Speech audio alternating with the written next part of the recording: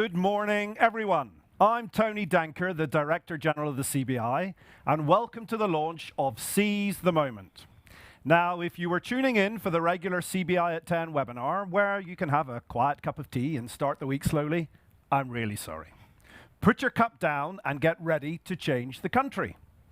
It's my job to kick us off, and shortly I'll be handing over to Lord Bilimoria, CBI President, to host a panel session with some brilliant business leaders. And we have a contribution from the Chancellor as well. So, here's our pitch.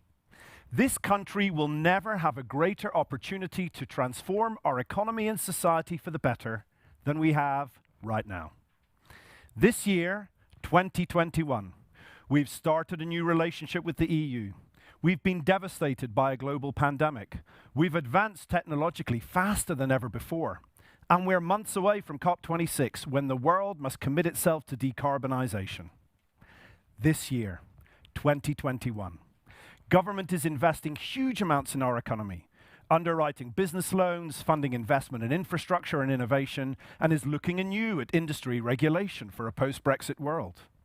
This year, 2021, businesses are making changes, investments, and choices about productivity and ways of working, looking for growth after months, in fact years, of uncertainty and pent-up demand. This year, 2021, the government has published its intent to legislate on everything from hydrogen to levelling up and new skills for the future. Who knows what next year, 2022, will bring? Probably a lot of politics and possibly a bit more business as usual.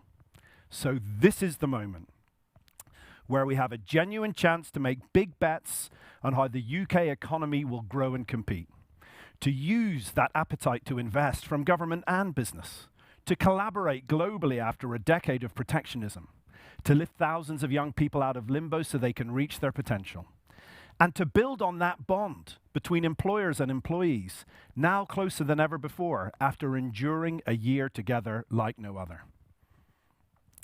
The history of economies is determined by moments like this.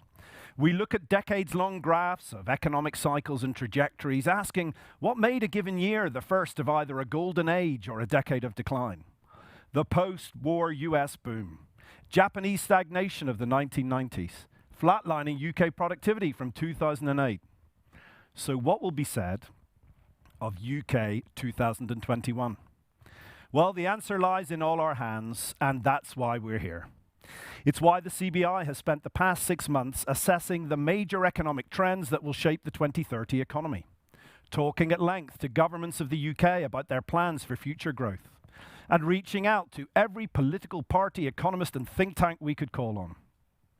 Above all, it's why we've consulted with over 500 businesses of every sector, size, and region, and trade associations covering our entire economy, to understand their hopes, their fears, and their intent, their desire for what comes next, and their appetite, considerable by the way, to invest in the future. It's why we call the economic strategy we're launching today Seize the Moment. How can business transform the UK economy? So let me tell you first what's in it, what it means for you, why I'm so confident we can pull it off, and finally, what has to happen starting today to ensure that we do.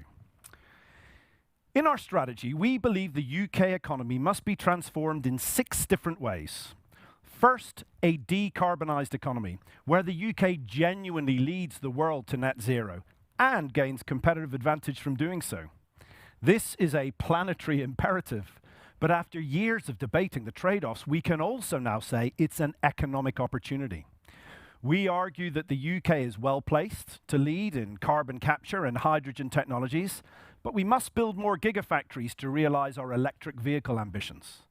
And with all this investment at the frontier, the UK can then develop new IP, new products, and new services for export. We can use our whole economy's transition to net zero to create green jobs, build on the UK's expertise in sustainable finance, and deploy our resources more efficiently, delivering genuine gains for every firm and for every part of our society. Second, an innovation economy, where innovation in all its forms drives economic prosperity and social progress. We outline how the UK can build on its existing strengths to support greater development of leading-edge technologies, business practices, and in fact, create entirely new sectors. To scale up leading-edge businesses on our shores, to make R&D a company pursuit, not just a government target. And then to spread the benefit of innovation everywhere, none more so than technology adoption. We've spent a year moving our businesses online and building new digital maturity. Why go backwards? Go forwards and faster than before. Third, a globalized economy, where we identify how the UK's world-beating capabilities in financial and professional services, life science, education, information, communication, can help us secure billions in added value from fast-growing markets such as the US, India, and China. And how we get SMEs who don't export to get started, and help those that export one product or service to one country to export 10 products or services to 10 countries. They call them superstar exporters, and we need more of them. Fourth, we talk about a regionally thriving economy, where we believe in a new and comprehensive approach to scaling up economic clusters on everything from advanced manufacturing to hydrogen power to financial services in our regions and nations. That is the only way to ensure that leveling up is about more than the infrastructure of a place. It's about new jobs, new industries, new skills. And it's also a strategy to make sure every region and nation can build on their unique strengths, to be world famous for something. And it's an opportunity that for some reason we've never really fully grasped in the UK. Well, now we will. We want to write the playbook on how every part of the UK can thrive. Fifth, we talk about an inclusive economy, where companies are best placed to ensure that all talent can progress, giving more people, regardless of their background or circumstance, the shot at the life you can only get through work. We set out how to tackle the UK skills shortages by helping people move more easily between jobs where their skills align.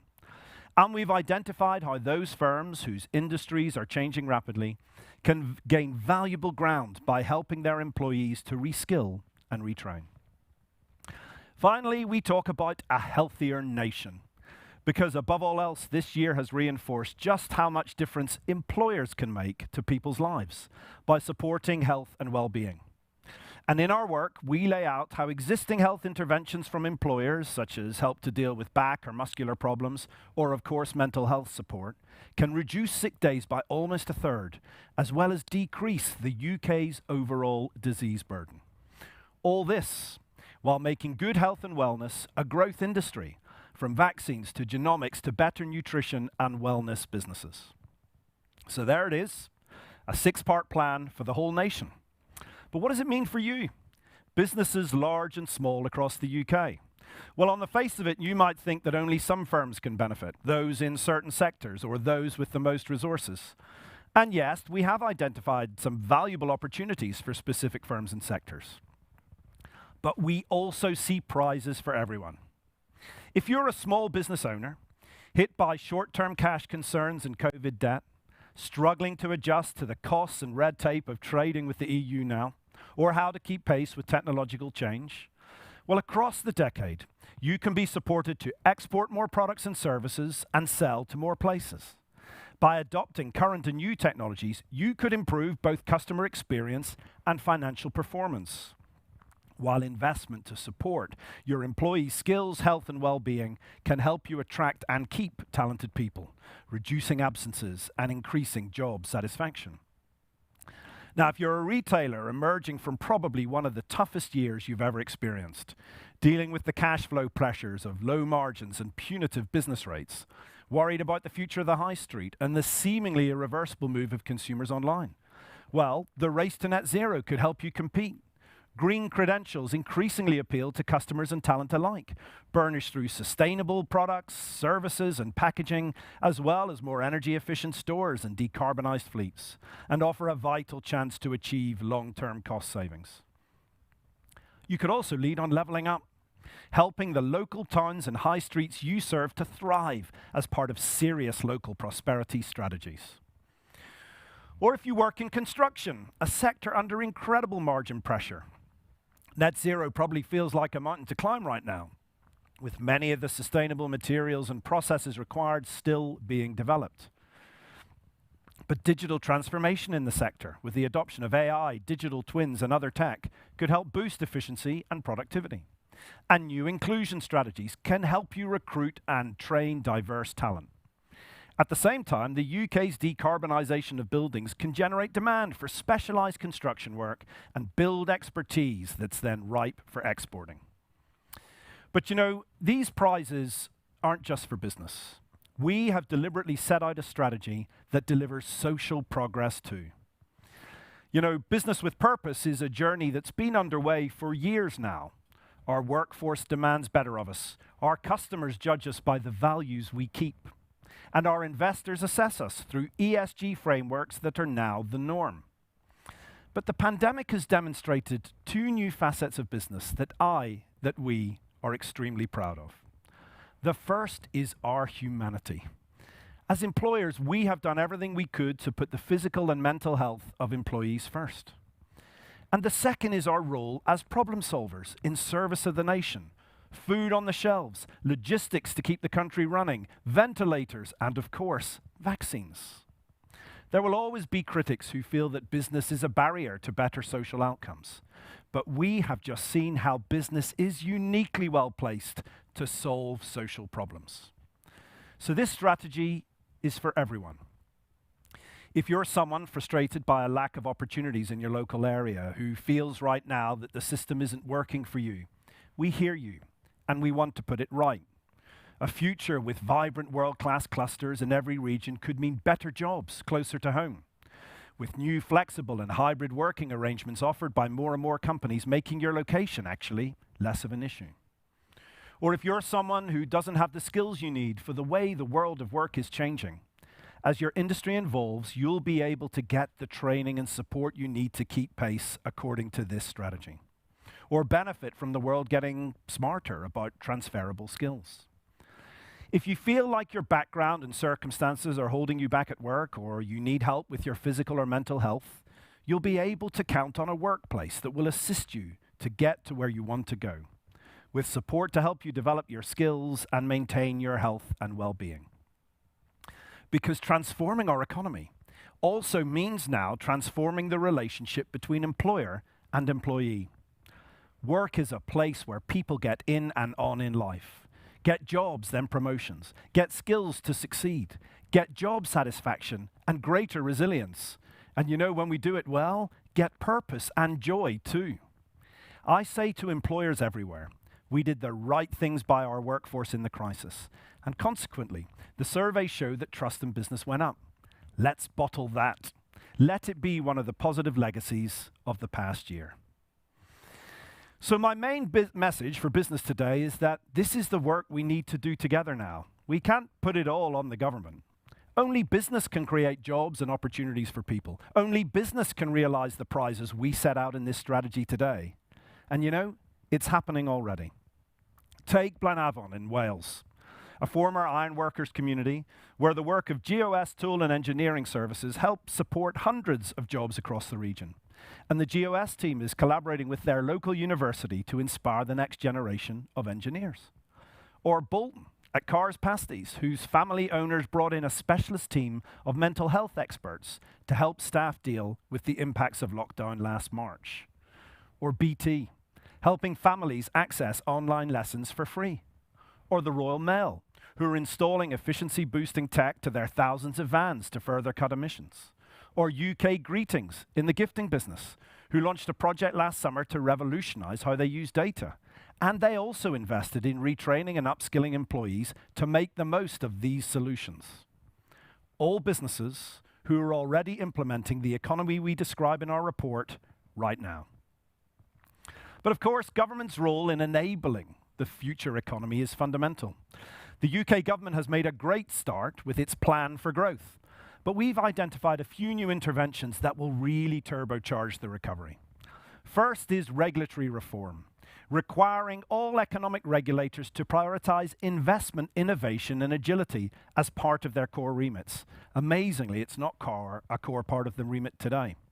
And it's vital to unlock many of the prizes, much of the investment we describe. Second, globally leading clusters in our regions and nations.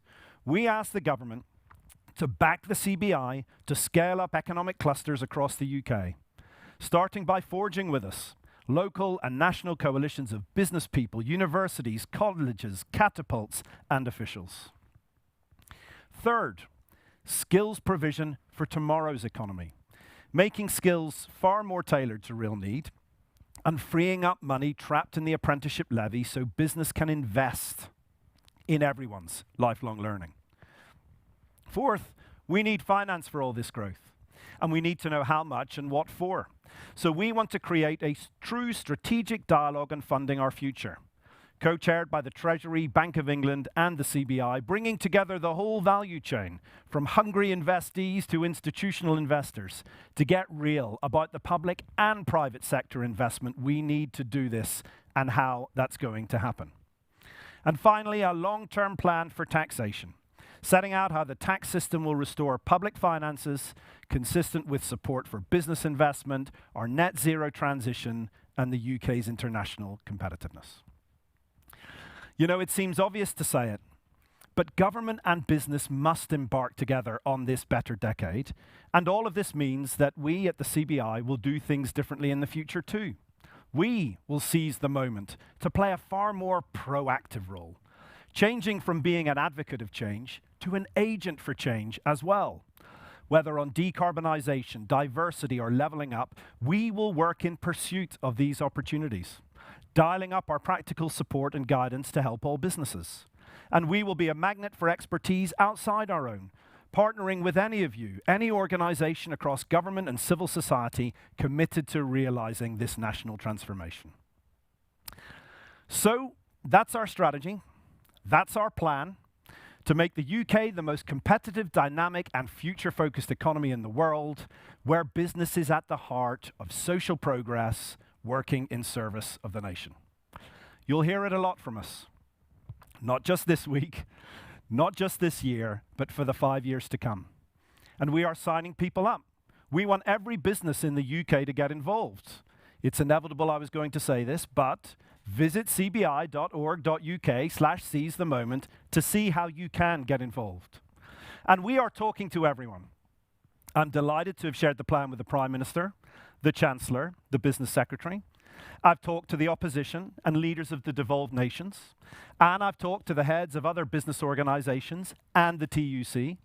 I've even talked to my next door neighbours. In fact, I talk about nothing else. This year, 2021, there is a rare unity of purpose, in my view, across politics, business, trade unions, and civil society. Yes, we may disagree on some of the detail, but not on the need to align around this vision and these principles. I know we have much to worry about in the short run. The COVID-19 crisis is far from over. Many firms have a lot of debt and uncertainty about the future. But we know from crises that new realities are shaped, successfully in 1945 and less so in 2008. So what of 2021? Let's transform our economy. Let's start right now. Let's seize the moment.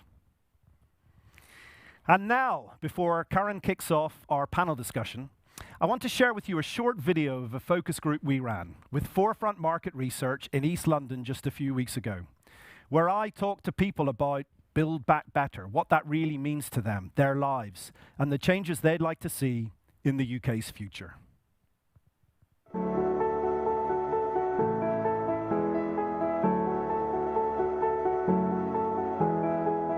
I'm here in